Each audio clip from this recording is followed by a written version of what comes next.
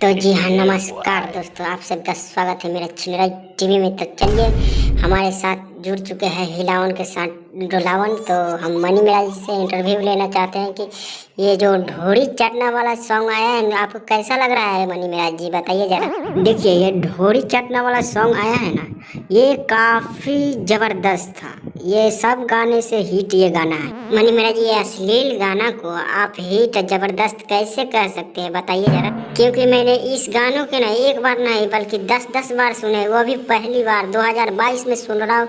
देवरा ढोरी चटले बा। क्या मनी मिराज जी आप इस गानों को एक बार गा सकते हो? हमारे दर्शक देखना चाहते हैं, यानी सुनना चाहते हैं। जी हाँ, क्यों नहीं, सुनिए।